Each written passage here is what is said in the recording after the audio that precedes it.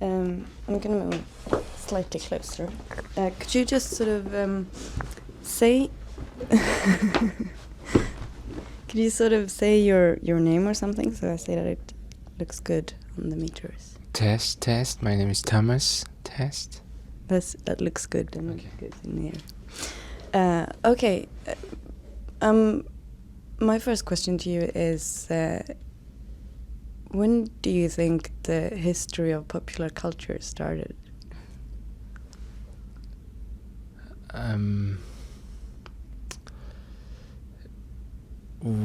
When history of popular culture started, it's a hard question. I'm not looking for a sort of right or wrong answer. It's just interesting to hear. I think it's probably it depends if you link it to religion or not, I would say. So if it I guess you could say it started with religions, in the way that there's an entire iconography and myth and widespread ideas and things that people share in common, and with a lot of artistic content in it. So you mean you could actually say that it sort of started with the Greeks and the antique or something, or even further back then? Yeah, I mean, maybe some in Chinese religion is maybe way further than that. So Yeah. I don't know, but it's true that it's part of religions are really popular cultures in the way they are. So after it's they have different purposes, I think. But it's true that in terms of having artistic content and creative content that were widespread and to a really mainstream level. That's the first example. That's the first example that come in mind, but it's hard to say. Yeah, it's an interesting answer, though, I think. What is your own sort of relation to popular culture? I think it's definitely interesting. As an artist, I think I'm always amazed at the. I was having this discussion yesterday, but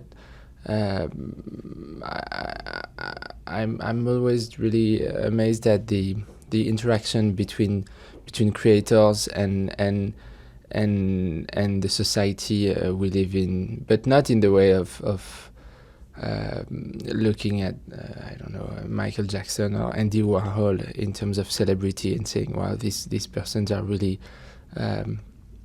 made a strong impact in popular culture, rather than looking at more some people that are maybe less known. If you take, for example, there's a few American designers that design most of the corporate logos of in America. There's maybe 3 or 4 of them since the 1940s and 1970s, whatever, that became most of the logos you can have today, and you can see sometimes that it's the same thing in design, or in design in Vienna at the beginning of the century, where from a stylistic point of view in popular culture, each era is more or less designed by a very small group of people and have an enormous stylistic impact on the way taste and how people live in this popular culture, and much in very much on a much more anonymous level, an influential level than the whole celebrity factor of famous artists and things like that. So it's some kind of sort of hidden power almost. I don't know if or it's disguised or something. I don't know, but I think there's a lot of individualism, ultimately, even in individual taste in what defines a stylistic society. So it all comes down always to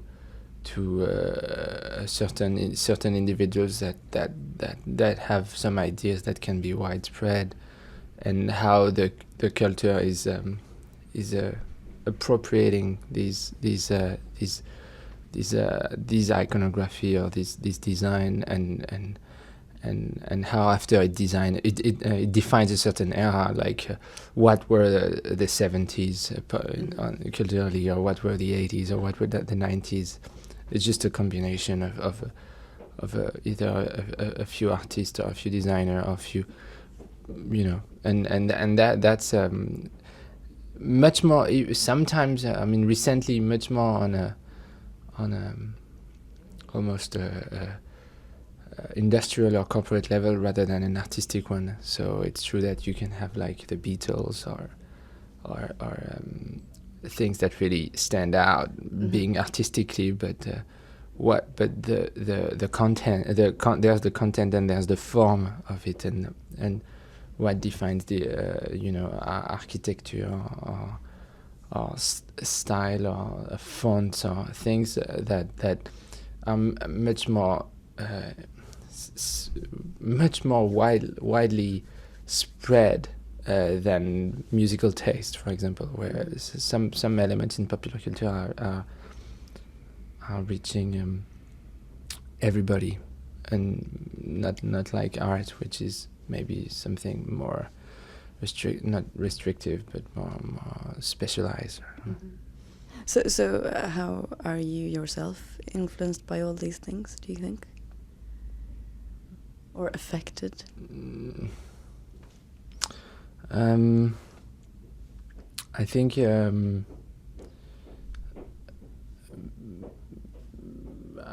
it's more reflections about the creative process. So it's more maybe some thoughts we have being artists or trying to create things, and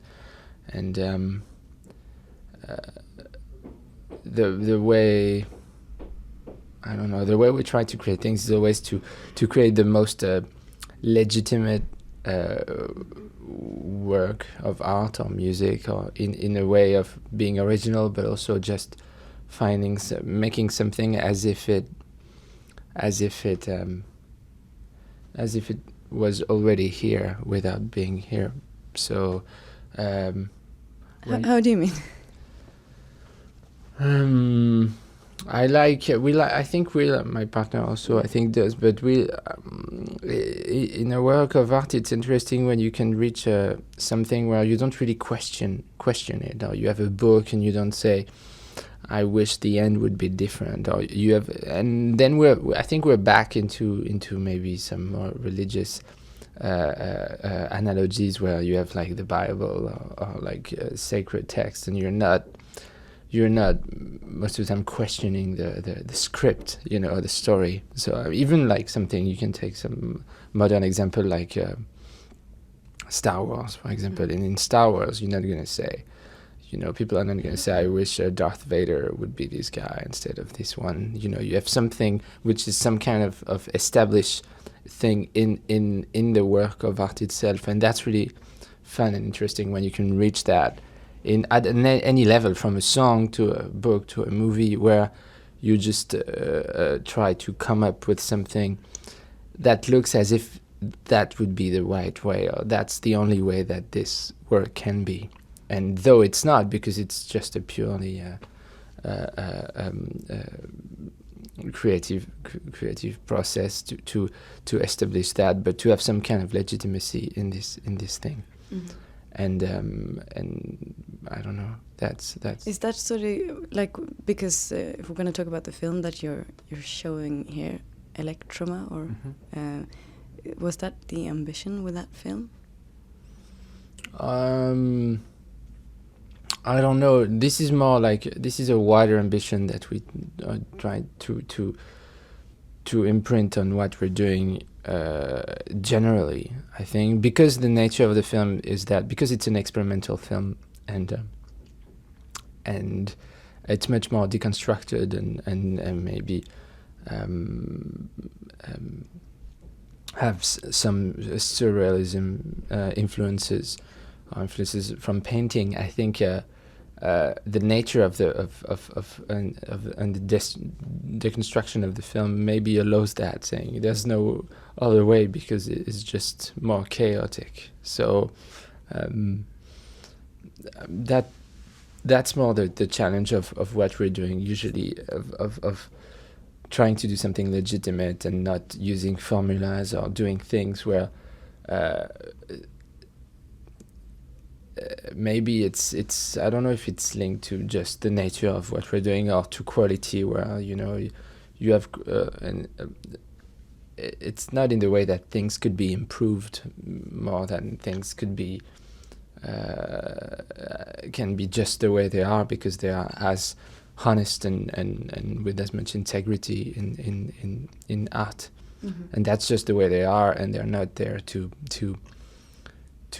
please or not, but just to be there. Okay. So you don't want your things to be sort of questioned? Yeah, I think the questioning is an interesting factor, but it's they can be, I think, but the great thing is when they are not likely to really be. So anybody can question Star Wars or things like that, but how many people are doing so? So it's more like, it's definitely free. I don't know, sometimes on their, those communities on the internet where people come up with, alternative endings on no, that's great to have, like, you can recut your movies now and post it online. So, but there's, I think sometimes the power of art is interesting in a way where an important thing, I think, in Wait, sorry, I need to